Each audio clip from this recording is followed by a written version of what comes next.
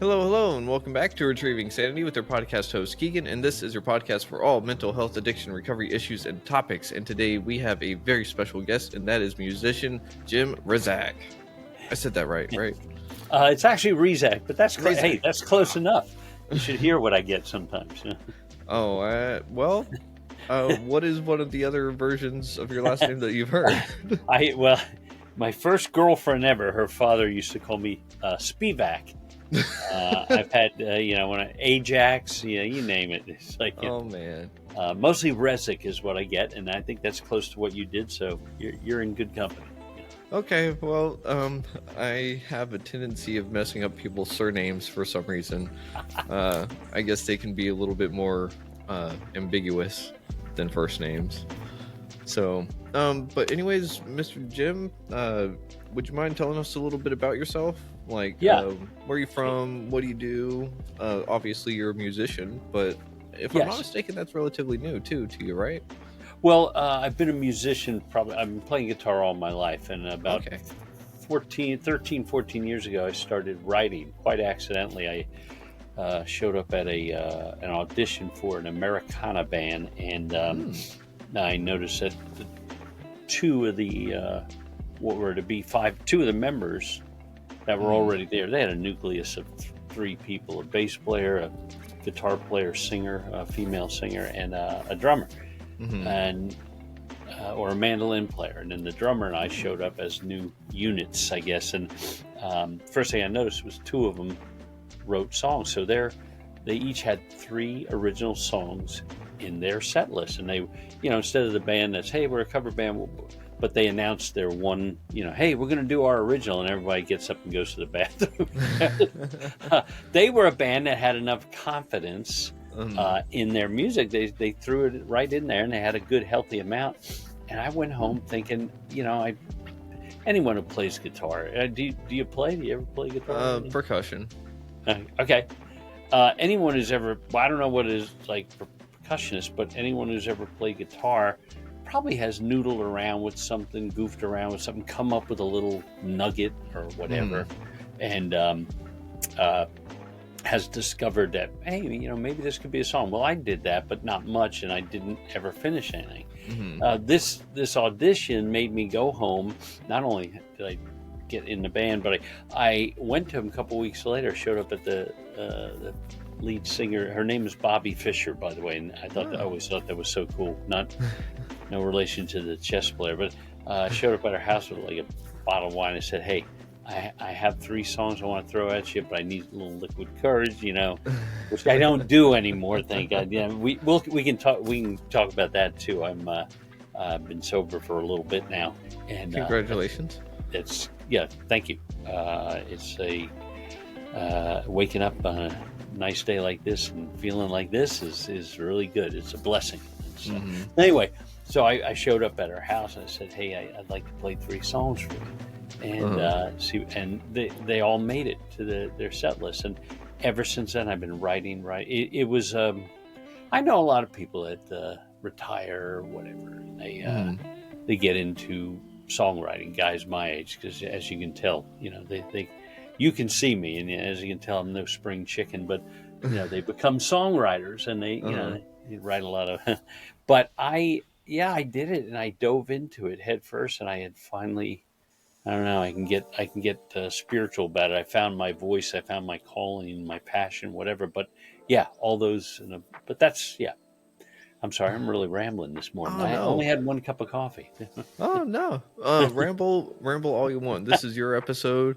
Okay. This is the time for you to get whatever out there you want to get out there. Talk about whatever you want. So, but songwriting. So you started off with 3 songs. How many songs do you have now? Okay. So it became this is what I started doing, and I would. Like anything you do, sometimes you wake up and as soon as one eyelid is open, you're already working, thinking about maybe you're thinking about your next podcast, whatever. And that became me, and I started writing every day. So, if I were to answer the question, it would probably be several hundred, but a lot of them aren't good. A lot of them aren't finished. every now and then I will go through. Some of them are just I keep an organized. This is the only thing that's organized in my life. My song. I have an app, a songwriting app, and I have folders. And there's a folder for completed songs, for in progress. There are some that are just ideas. You're riding down the highway and an idea comes to you and you hum it into the phone, blah, blah, blah, blah. And some of them, it sounds horrible because I'm not really, hitting the pitch there. But yeah, I have a bunch of them and I've been doing it. I've been very, very blessed because I have, I consider it a short time. I guess it's starting to become 13 years is a while now. But I was able to get some music in film. I have a podcast theme song that actually won me an award. So yeah, I found a way to have a lot of fun with it and just keep doing it every day. That is way too cool. So it's kind of like songwriting is almost like poetry in a sense, isn't it? You just put music to lyrics. Yeah. Let me comment on it. That's a really good statement because a lot of people, I've had people when they find out that I write will come to me with poems. They say, look, I wrote a lot of poems when I was in high school. I was wondering if you could put music to them. And I probably could. I'm probably being lazy or self-important. I don't know. But it's not the way I work. Usually I think of a melody or something and whatever that is like, I don't say, you know what, I'm going to write a political song today, or I'm going to write a love song and sit down and write it.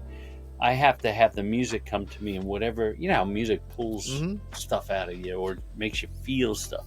Whatever that particular line that popped or whatever the music is pulling out of me, that's where I go. That's the direction I go. And then I write. So I'm a little, I guess that's a little different than some people. Kind of like reverse engineering. Ooh, I like that. Yeah. Yeah. But sorry about that. That was me. I should have turned off all those notifications. But there are some, and I know that there might be a better way to do it. I don't know. That's the way I do it. But it wasn't like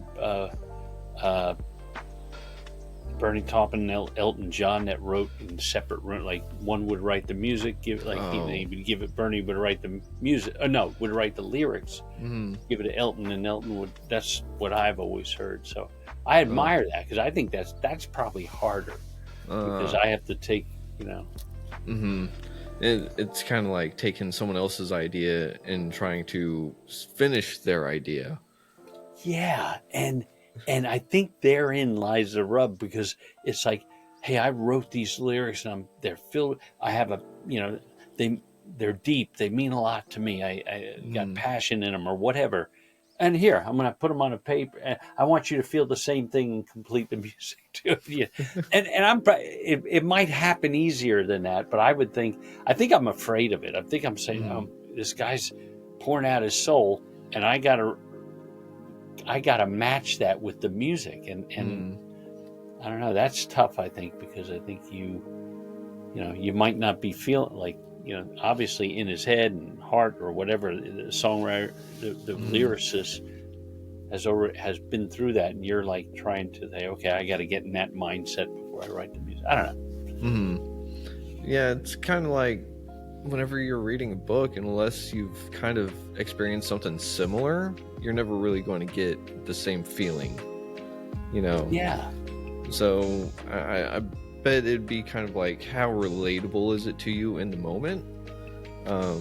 But I don't know. I've never written melodies. I do get caught in a sing-song all the time. Just throughout the day, I'll just start randomly singing random stuff. But that's great.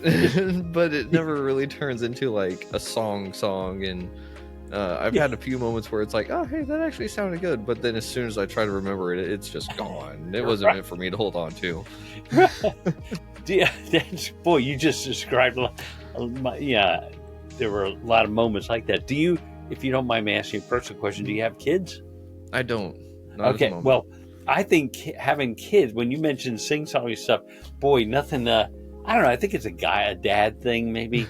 But I had two boys, and I was always coming up, and it didn't matter to them. It just had to be silly and stupid, and every now and then you throw the word "but" in there and stuff like that, and they think it's funny, and it's like, but you'd make up songs about eating cereal or brushing your teeth or something, and I suspect that might have prepped me for, because I didn't start writing music till they were actually grown a bit, so.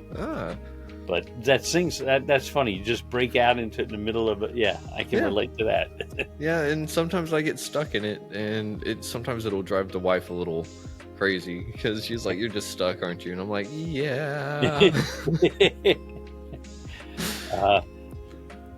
But whenever it comes to writing music, obviously it's got to do something with your mental health, because I know music for me, it can be the thing that either sets me off, like it finally was what got that emotion out of me, and then sometimes it's the thing that'll placate me and soothe me and make me actually feel like the world is going to be okay. Wow, that is cool and deep, but that is, wow, that's a mouthful.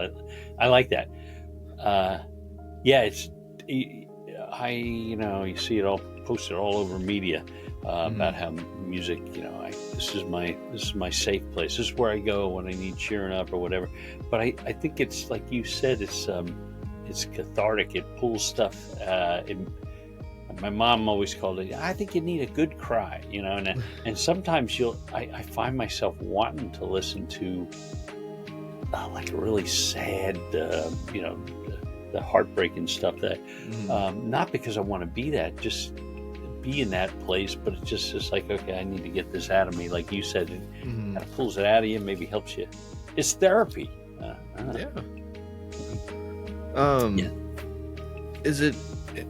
Does writing the music have the same therapeutic effect as hearing someone else's music? Oh, okay. I'm not going to beat around that bush. I'm going to answer that directly. For me, yes, writing it is more therapeutic than, I can listen to a song and I can get, I can feel happy. I can get teared up. It can touch my heart. But because I think when I'm writing it, I don't think any of my songs are autobiographical from A to Z, like from first verse to the ending chord. But it's definitely how it starts. It starts with something that I can relate to, that happened to me or whatever. So that's in each song. So I think even though I can relate to someone else's song about happiness or pain or whatever, I think writing the song because I went through that, whatever it is, I think makes it. So in answer to your question, yeah, definitely writing it more so than listening for me. So, and that's awesome, but I do have another question that I've always been curious about. So whenever a songwriter writes an emotional song, whenever it's recorded on the disc and stuff, if they're being passionate about it, if they're putting their heart and soul into it, you can hear it, you can feel it in the song, right? So whenever they perform it on stage, don't they have to essentially relive that moment that they wrote it? Oh wow. You're good at this. No, you do. You ask some great questions. I don't think I've ever been asked that before. Yeah, you do. Now you have to, and sometimes it's like I do a lot of these songwriter showcases or songwriter in the round where you have 2 or 3 people on stage and each do a song, and you hear some guy's funny song about this or that or sad song or whatever. Then it's your turn, and you have to kind of, it's like watching some, you watch those bloopers where someone is cracking up, like doing the Seinfeld show, and they're like, okay, I got to get serious. And they slap their faces. Okay, thinking of Elaine, and and they quickly get into. But you're right, yeah. I have played a song over and over and over and over again, and every now and then you get you're not phoning it in, but you're not feeling it as much because But then there are times when I've played a song like 100 times that someone will come up after and say, "Wow, I can tell you're, boy, that you really made me feel that," or whatever. So But you're right. I guess you have to, each time you play it, you have to, you know, if not, you have to really sell it. That's And that's what lip syncing comes into play for, yeah, right? yeah, right. Yeah. Milli Vanilli, right? Yeah, yeah, lip syncing. Yeah. Oh, that's a good question. How many artists do you think actually do that? Because to Ooh, me, I think more than what should. I do have some thoughts on that. I'm a morning person. I don't Uh-huh. watch much TV in the morning, but lately I've been. Someone's got me watching some Good Morning America and stuff like that. And I'll throw it on. And they have artists come on Mm-hmm. in the morning, Mm-hmm. sounding perfectly in pitch, you know, and their voice sounds like they've been warming up for hours, you know. You know. And I'm thinking, I wonder if that's lip sync because Mm-hmm. you know, it's early in the morning. They probably, and you know, they don't have the whole band with them. Like, Mm-hmm. I get that background tracks and stuff, but I bet you're right. I bet there's more going on than we even know. Yeah. Mm-hmm. And it's kind of sad if thinking about it, but I do have to agree that if I had to do that kind of job, it would be tiresome. But at the Yeah. same time, I don't know because I'm not a musician. Yeah. I feel like it's a disservice, but at the same time, if I wasn't up for like being able, say like my throat was really messed up one day and there was a big concert, I think it would be a battle of morals, right? Like, do I go on stage and lip sync and give them a show and possibly mess up and get told I'm lip syncing, or do I just tell them like, hey guys, like, sorry you paid all this money, I'm not performing because I don't want to lip sync. I was just sitting here thinking, damn you, this is supposed to be fun. And now you got me thinking. I don't want to think. No, but that's another, yeah, because, you know, do you go out there and say, well, I want to keep it authentic and really suck? And you know, it's so authentic that you're, you know, well, the case in point, I really don't, I can't remember the singer's name. I'd never heard of her. And that's probably just because I'm out of touch. But for the All-Star game, it was the day before they had the home run derby, right? And they had a young lady come out. I don't even remember her name, and she came out and did one of the worst jobs. I mean, even Roseanne Barr kidding around, messing it up on purpose, wasn't as bad as this young lady's performance. Do you remember that? Do you remember hearing that? It rings a bell, but I don't remember who. It was just this past July, and they ridiculed her mercilessly on social media and everything. She was just, and I can't believe I don't remember her name. And maybe that's a good thing for her because everyone's. But here's the thing that bothered me a little bit. She quickly blamed it on being really drunk, and she's checking herself into rehab and everything else. I'm like, I like those. I like that you're doing that, but it sounds more like a marketing thing right now. You know, sounds like you're using it like that's the flavor of the week, kind of like. But yeah. Just so, what do you do? Do you do a lip sync for the national anthem, or do you come? It was go Google it. Yeah, that. Oh man, I don't. It was pretty bad. I'll send you a link. No, but yeah, that's a good question. Do you do, and do you, like, I made a joke about Milli Vanilli, and I'm old enough to remember that. Like back in the very early '90s, they had that singing duo, and it was found out that they were lip syncing all their stuff, but not just in a performance. It was never them singing any of the stuff, and they were just the face of it. And I think that kind of quickly ended their career or something like that. Today, that probably wouldn't happen. That probably, you know. I mean, it wouldn't end anyone's career because they were lip syncing or something. But yeah. Man, I don't know. Like, maybe that would put you up in a really good job for like improv or something. I don't know. Like, you got to be pretty quick on your feet if you're going to lip sync, right? I would think so. Yeah. Boy, is kind of off the subject, but kind of circling a little back. I had mentioned when you were talking about who, you know, writing lyrics before what do you do? Write the lyrics first, and that always seems to be a big question. But one of the other things you get asked is about. I forgot my main point of that, but I can get back to that. The writing the song.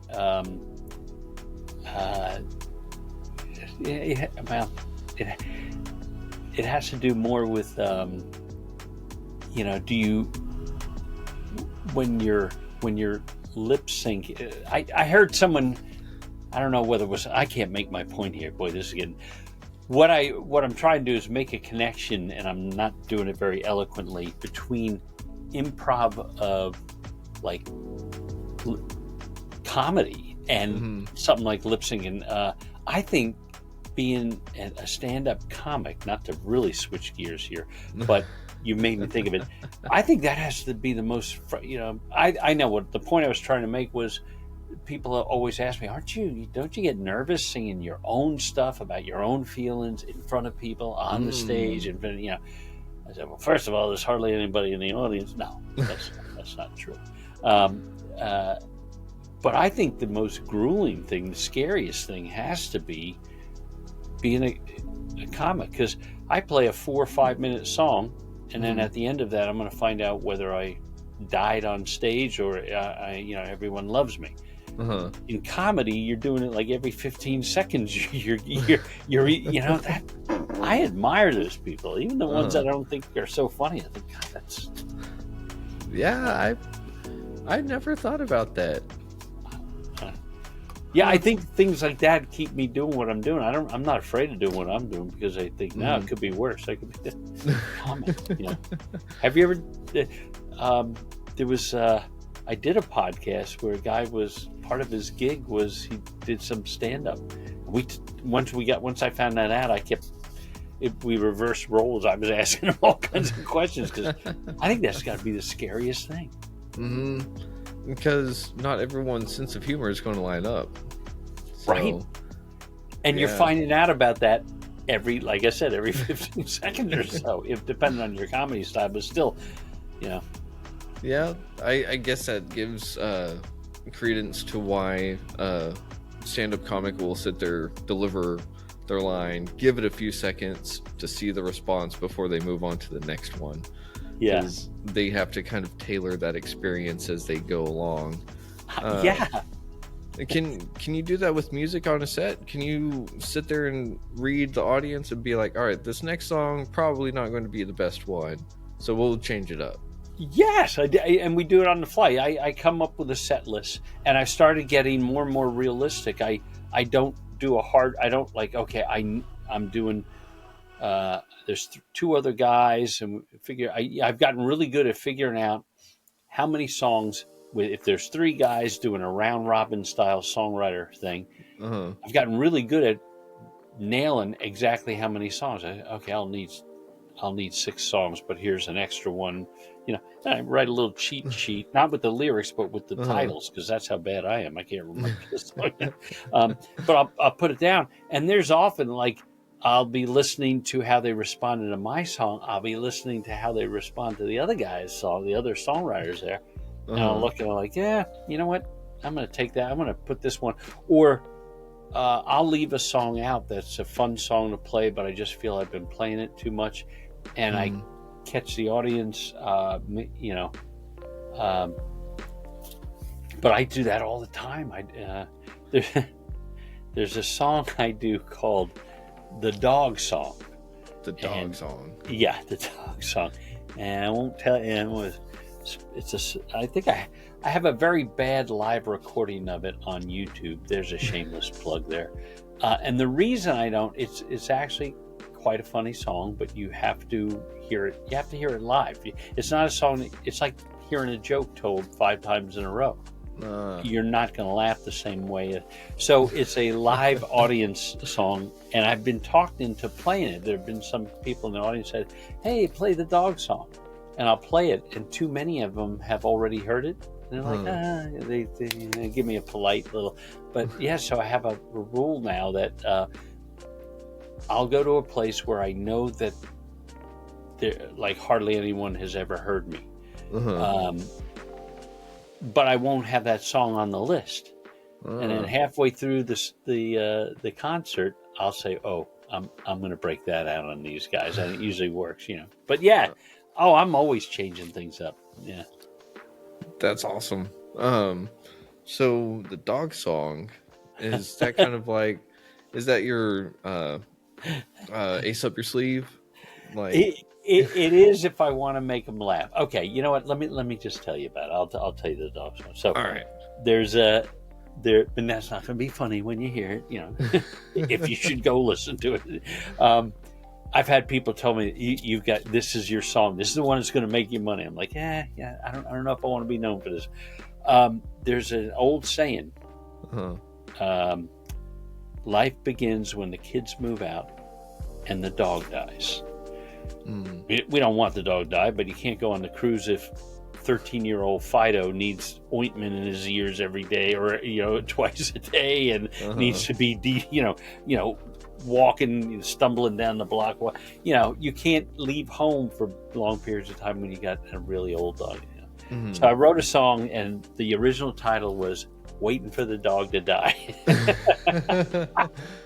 But I had to change that because that's the punchline, and the lyrics. The first line is, "I never had a dog when I was a kid, but now that and it's a very old feel to the song. I never had a dog when I was a kid. Now that I'm all grown up, it's the first thing that I did. I found myself a shelter, rescued me a mutt. He was in a cage all alone, chewing on his butt. He followed me to the car. He followed me back home. Ever since that evening long ago, I've never been alone. He waits outside." Sorry about that. "He waits outside the bathroom door. He sticks to me like glue. He loves me so aggressively, I don't know what to do, and I drag it out. So now I'm waiting for the dog to die." A little bouncy song. And at that point, people realize I'm telling them a joke. And the first time I played it, my mother, who's still with us, just turned 90. It was a concert, a songwriter thing at a local library. And it was a very well thought of and a very good friend of mine, talented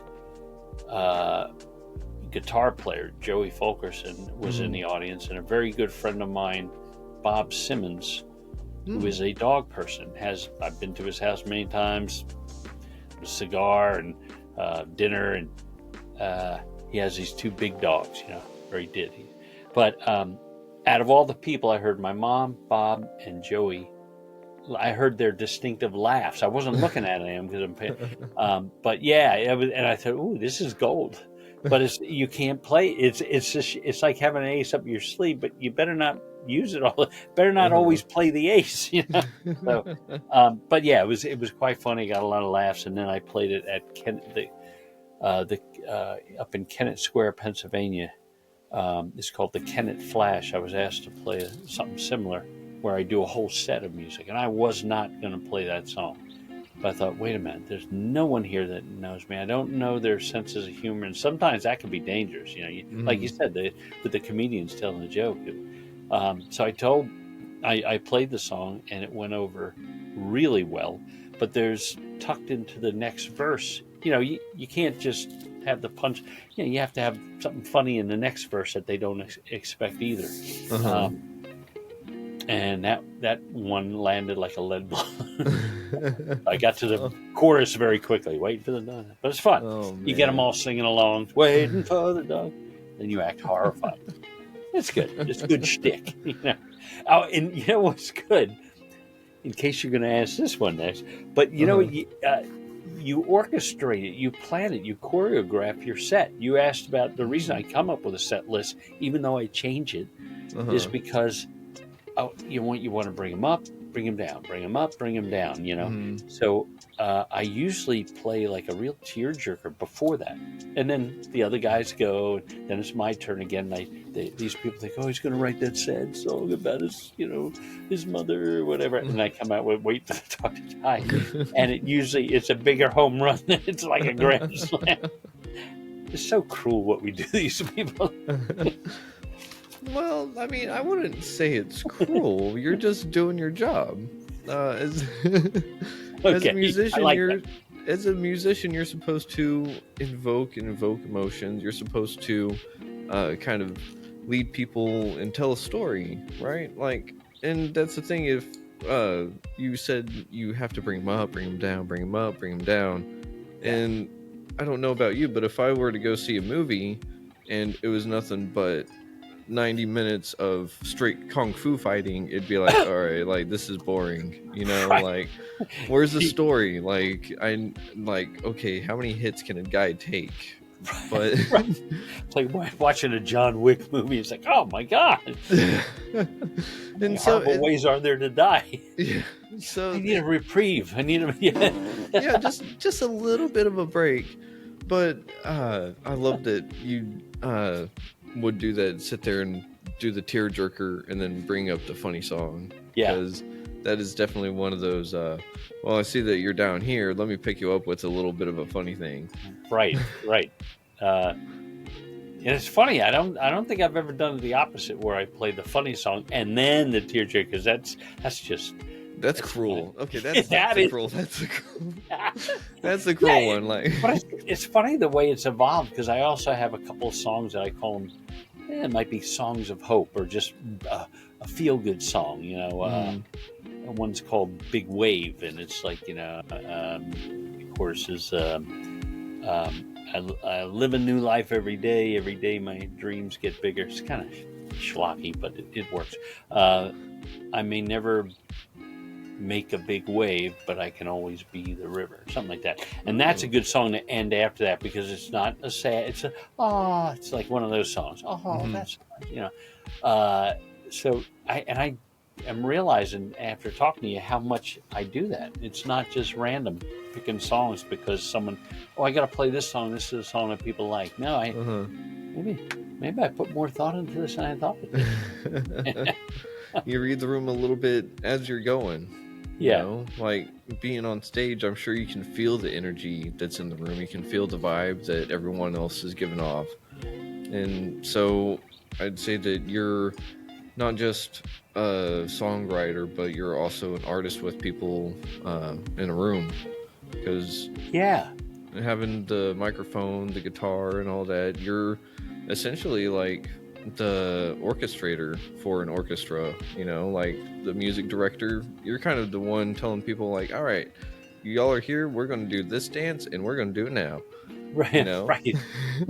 Like a wedding DJ. Okay, now it's yeah, it just you don't necessarily come with that description, I guess. It's not like people go to a concert expecting to, I don't know, play along, maybe. I don't know. Like, people go to concerts for different reasons. And so I love that you can sit there and you can make them feel. You can probably not elaborate. You can probably exemplify whatever feelings that they're feeling that day. Yeah. Make them feel better, make them just feel stronger. You're making another good point, because I know that it's the complete experience. It's not just, I'm going here because he writes good songs, because I just did a guy that I frequently play with, and a very good songwriter from this area, Saul Knopf. I just did a songwriter showcase with him, and we've done a couple of these where it's been just him and I, but usually he likes to have 3, maybe 4 songwriters up on stage and doing a round robin. So the fact that we're only doing 2 means you're going to be doing more. And it's not filler, but he and I, because we've known each other,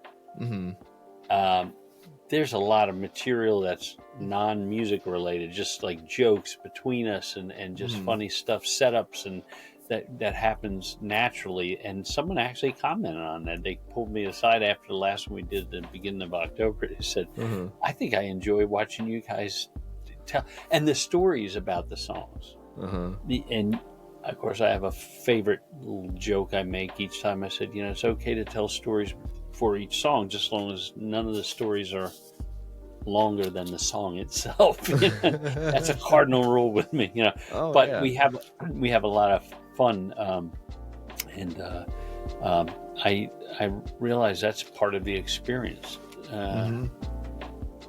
Even so much, I'm sure you've heard this.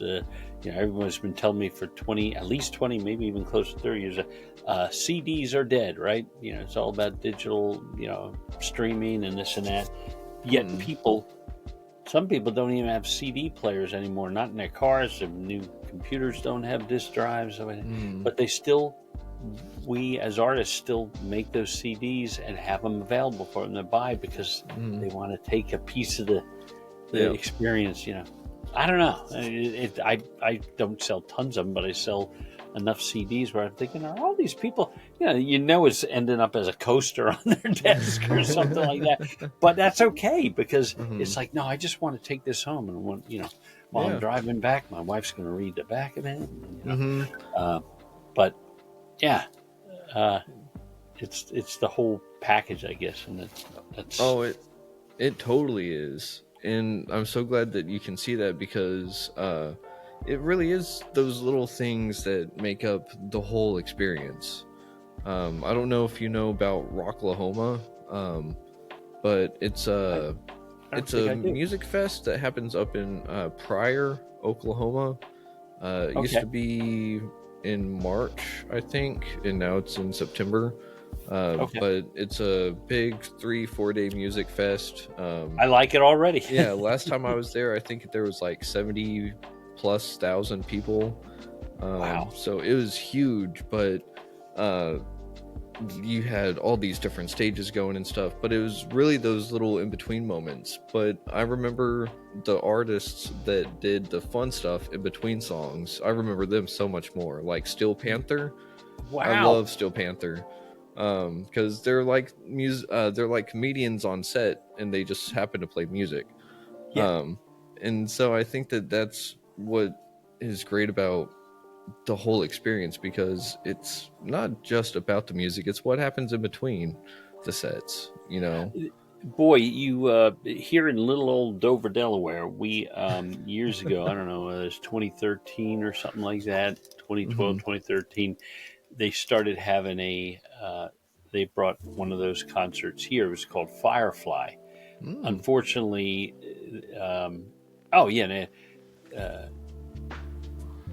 Green Day, Bob Dylan, Tom Petty, Florence and the Machine, anybody, everybody, the Killers. I can go on and on with just, Megan Thee Stallion, just everything, electronic, hip hop, Lucas Nelson. Oh, it just like over the years, all the best have played here. I'm sitting here trying to remember the names, and that's not as easy as remembering the experience. I went, they had all those stages. My favorite was something they called the Tree House, which was tucked inside the trees. You had to, and it wasn't like the main stage where you can fit half the people in attendance there. You could. That's annoying me. Sorry about that. But there's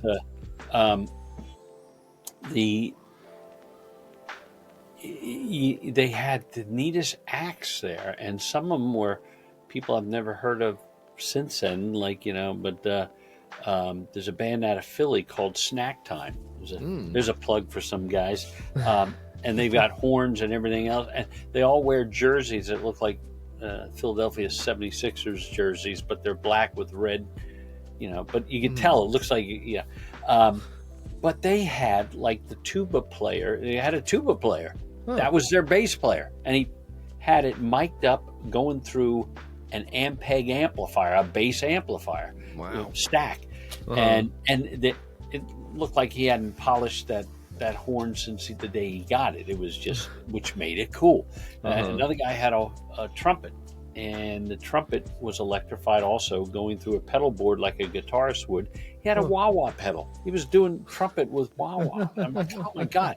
So it's those little, and I remember their name. If you were asked to ask me what are the big headliners, I could probably guess, but I don't know. But yeah, you're right. You're absolutely right. A truck would pull up. You know what it's like on a festival. Everyone's walking around, and I'm one of the older guys walking around there, and a truck would pull up, old truck. And this one year, the truck pulled up, the flatbed came off, and these guys jumped out and did an impromptu jam. And I think they had like battery powered guitar amp and bass amp, maybe an upright bass. So they weren't looking to project white, but they just did these, they boom, these, and then they jump back in and drive around some other place. And they did that for a couple hours. And you're right. It's like, those are the guys that I remember. That is way too cool. That does remind me a little bit more of Rocklahoma, because you have your campgrounds and stuff, and so out in the campground, they have their own mini stages. I remember there was this one mini bus that was cut in half, and so the back end of it was a stripper pole. So I'm like, so many crazy things happened over there, and I remember those for the most part, surprisingly, because I was totally inebriated for most of it, if not all of it. Right. So, but I remember those days. But I can remember it. But it does remind me of. I'm remembering what you were talking about, the CDs. Whenever I was starting to get back into going to concerts and stuff, the ex-wife and I, we went to a concert. We missed the first opening bit, so we kind of caught a little bit of the second act, and it was a band that I've only heard about, and I heard some of their songs, and I really wanted to check them out live. So I didn't, and their name is Starset. So I don't know if you know them, but I've heard of them. It's a really interesting mix of like rock and electronic music. I absolutely love them, but the thing is, whenever they're on stage, they have these space helmets on and stuff, and so I couldn't see who it was up there singing. And so whenever they were done, we went down over to the merch booth, and I was like, hey, I want this poster and I want this CD. And the ex-wife she was like, hey, I have that CD. And I was like, I don't care, I want it in my car. And the guy that was handing us the CD and the poster, he asked me, he was like, hey, do you want this autographed? I was like, yeah, sure. And he just goes and signs it, and then come to find out, he was their front man, and I had no idea. It's like before anybody saw Kiss without their makeup. If you bumped into them in the street, you probably wouldn't know who they were. Yeah. Without the makeup, you wouldn't know who they were. Yeah, but it was so cool, because I got to see a genuine reaction of a guy that went, this guy doesn't know that he's talking to the front man, but he just told his significant other that he wants a CD for his car, and he doesn't care if they already have a CD. He wants one. It was so natural, and it wasn't because he knew that you didn't know who he was. So it was like, this guy's genuine. He's not just saying that because, Yeah, I had, like, you ask me to this day, I probably couldn't tell you what he looked like, because to me, he was just another person selling the merchandise. I didn't know him. And so whenever he went and signed it all, it still didn't register until after we walked away from the merch table. Wow.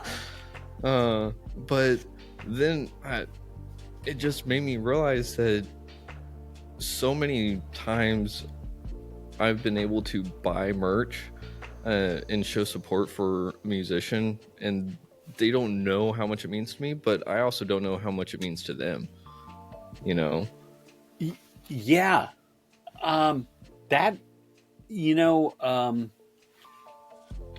I know it sounds like something that every musician is supposed to say, and we all say it.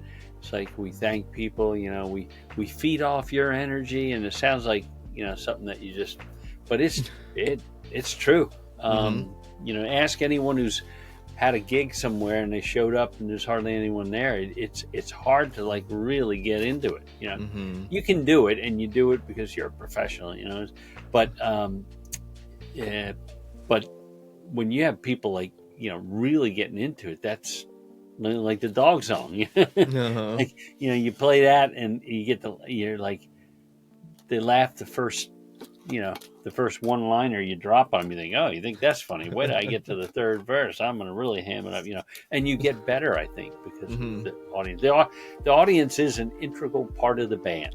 They don't look at themselves as the band, but they are. Yeah. Oh, I like that. Yeah. That's a really interesting way to look at it.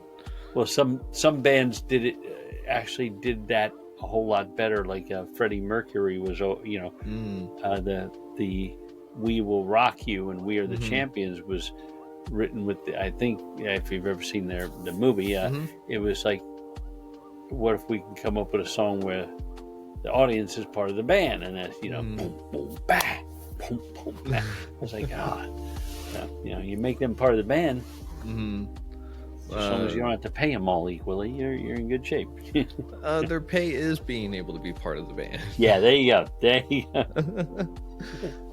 I mean, I don't know how many times I've been to a concert and was just excited to be there, and so anytime that the band has included the audience, it's really cool. I know that there was one where they had us turn off all the lights in the area, in the pit and stuff, and then everyone took out their cell phones to turn on their flashlight. That was a cool one because it actually lit up the stage better than what they had it. And it was it was just from everyone's cell phone lights. And I was just like, this, I wouldn't have expected that, but it was really cool. But whenever you interact with the audience, what is one of the things that you're looking for? And by looking for, I mean, it can be anywhere from, like, are you looking for reactions? Are you looking for cues on what your next song should be? Are you looking for your exit plan just in case they start throwing stuff? That's a good one. I was thinking the places I've played, there are different types of venues. I've been talking a lot about the sit-down singer-songwriter showcase where people sit down, they're staring at you and they're listening. Then, of course, when you play a venue, especially if it's a local, smaller venue, that a bar or something, and God forbid they have TVs and there's a game on or something like that. Sometimes it's what I'm looking for is just to see if I'm truly and I'm ready for that. I realize going into certain places, okay, I'm going to be background music here. Okay, this one people are going to be paying attention to me.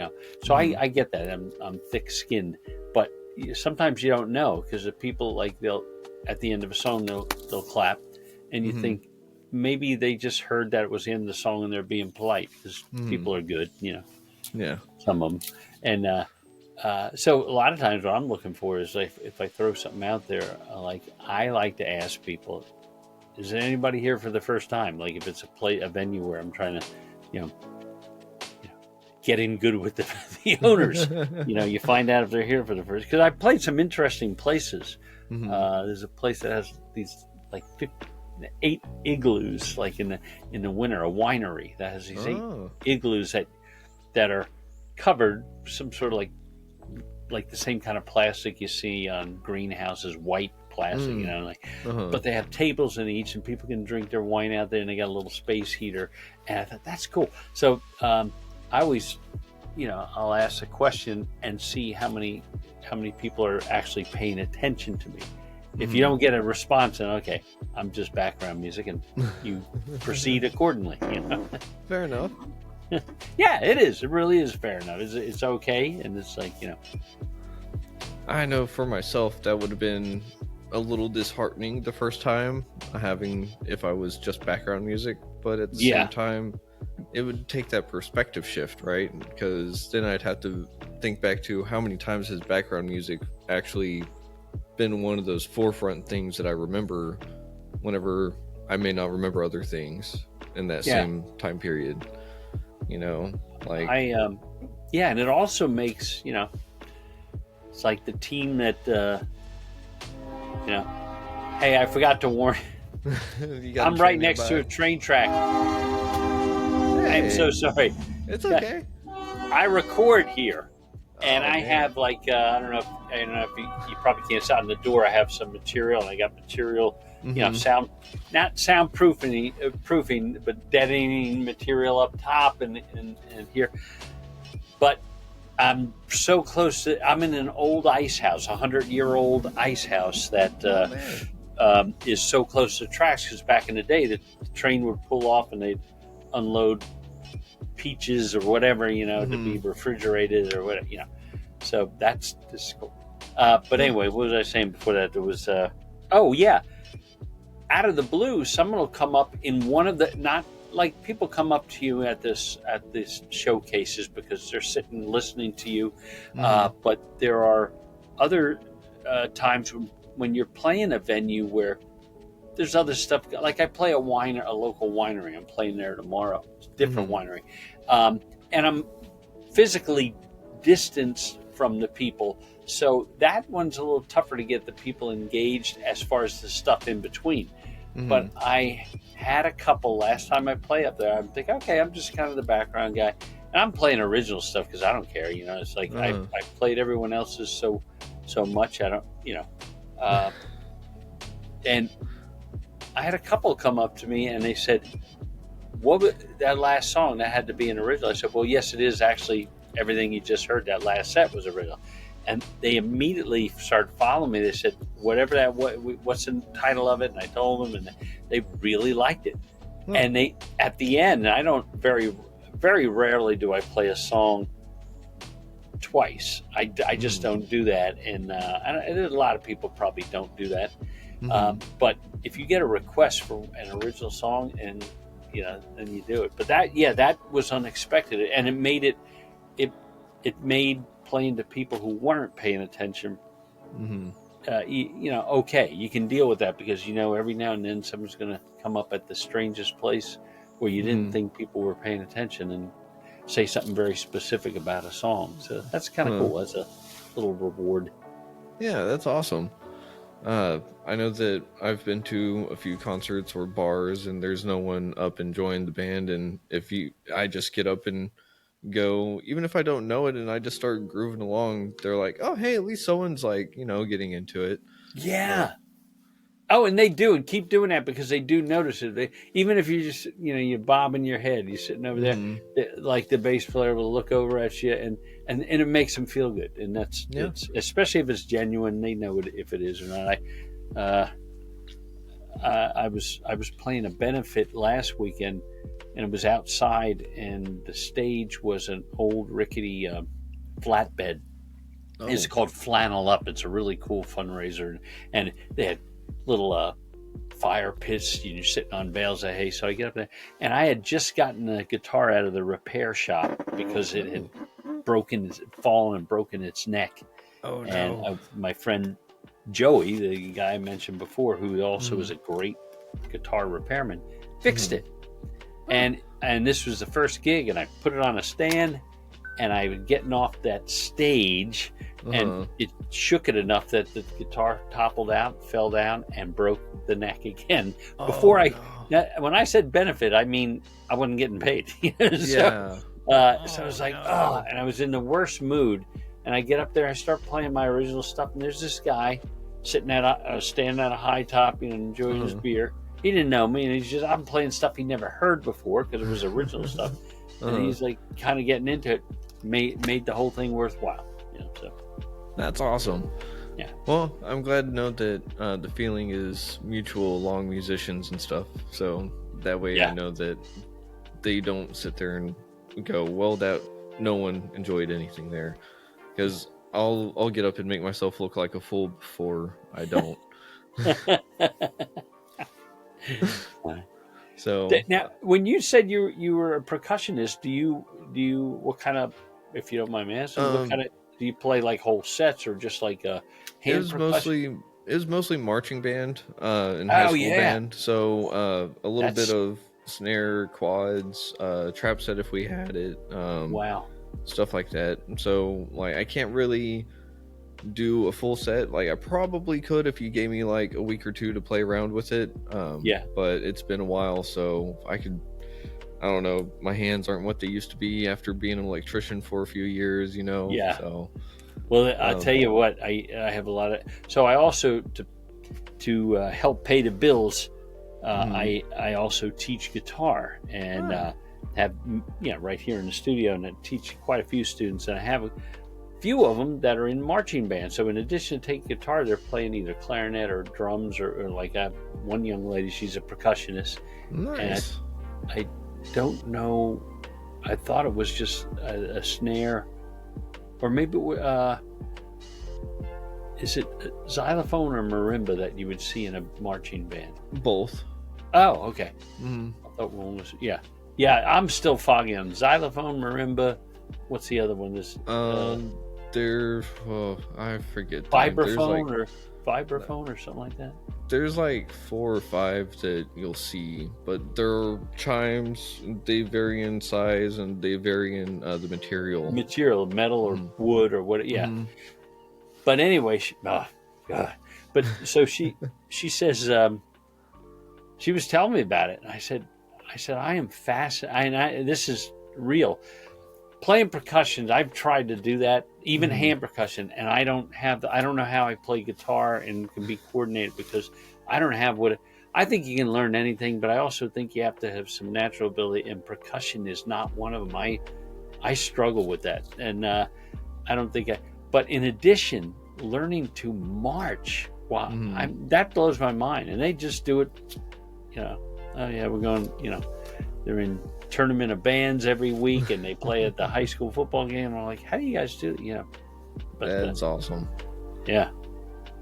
I've been to one of those. What do you call them? The drum lines. Drum lines, yeah. Oh, that was my dream, to be in a drum line. God, it's like rolling thunder. Whenever they have a drum corps that's in the local parade here, the local high school, that's the best part of the parade. You can hear them from blocks away. Yeah. Okay, the parade's about to get really good instead. All these lame guys, the guy from the insurance company or the guy from the guitar school. At least we got the drums coming. Yeah, there was.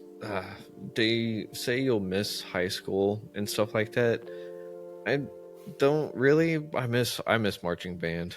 I miss that so much. I miss my snare drum. Victoria. Yeah. I said, I'm not a drummer, and I'd make a very bad one, but I've known some. I worked in a music store years ago, over 30 years ago, and there was a guy who was in drum corps, and I said, drum corps? What's that? Well, he told me. And back then, we didn't have computers at home. That's how old I am. He brought in a VHS tape, and we put it in one afternoon, and he said, well, this is drum corps. Look at it. And I'm thinking, I was expecting to be bored.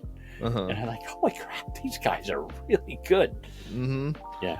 Yeah, it takes a lot of skill. Yeah. That's probably why I wasn't on drumline. But real quick, we are almost near the end of the episode for the radio. So you said you're working on something new, right? Oh. What shout-outs do you got? Okay, so I just found out yesterday. You wouldn't. I'm very close to Philly. I'm about an hour and 20 minutes from Center City, Philadelphia, and it's a great little music town. And there's a wonderful place called World Cafe Live. They're celebrating their 20th year, and they've always promoted up and coming music. Anyway, I applied to and was accepted for a festival, a little festival / competition back in July. And I thought that was it. I did it, and it was a 3-day event, and they took I think a band had won the thing. I was there by myself, but it was a good vibe, good showing. And I was recently contacted to be a featured artist in December up there. Which I'm really excited about. I have in 2025, I have a song, don't laugh, I have a song coming out in a horror movie out of LA. Cutting Floor Films has a movie coming out called Meat Hook. And it's about a guy with a meat hook, and it's a slasher movie. And one of my songs, Trying to Be an Angel While the Whole World Goes to Hell, is going to be in it. And I couldn't be more excited about that. So that's something. I think the reason you and I connected was because I also finally got myself a manager, hired myself a manager, and that's kind of big news there. But other than that, doing some festivals, looking forward to 2025 already because some things are lining up as far as playing some more festivals and showcases and stuff like that. If I may if anyone's, I may direct someone to there. If anyone's interested in where I'm playing or what I have, or the quick way to find out everything about me is my website, which is just myname.com, jimrezac.com. But you can find me on YouTube and Instagram and Facebook under that too as well. Awesome. So for anyone that's out there listening, if you want to check out any of his locations where he's going to be playing or anything like that, make sure to check out the episode on Spotify, YouTube, or at retrievingsanity.com. And I gotta ask, can we see you back on the show at some point in the future? Oh yeah, I'd love. This was fun. This was like, and especially the time of week, Saturday. Like, around 11 o'clock my time is what it is, and that's great, man. I'm just sitting here chilling. I haven't said this, but he's not here. So he must have snuck out. Saw the cat for a second. Did you see? Oh, the orange cat is for a second. He's Ringo is his name. He's he and I, and this is what I do. I come in here, I usually record, and this is my day that I do a lot of stuff like that. Nice. This is fun. I'd love to do that. I'd love to come on. Thanks for asking. Of course. I got to thank you and your manager very much for getting us in touch, because this is really cool. Next time you're on, I'm going to speak with the producers and stuff of the radio, see if we can maybe play a little bit of your music. I'd love to do that. Yeah. Like live, Yeah, either live or have a pre-recorded, whichever one. I can lip sync. Yeah, you could. No, either way would be fine. I'd be honored. Thank you. Awesome. Yeah, of course. Let me clear it with the producers and stuff, and we'll get it figured out. But until then, I gotta say thank you once again, because this has been fun. I love this. This has been fun for me. Thank you so much, man. Really appreciate it. Thank you. So everyone, this has been Jim Rezac. Yep. Rezac. Yeah, Rezac. Long E. Rezac. I'll get it next time, I swear. That's okay. But this has been Jim Rezac, and this has been Retrieving Sanity with your podcast host Keegan. So until next time, thanks for listening on WDJY 99.1 FM. Shlon. All right.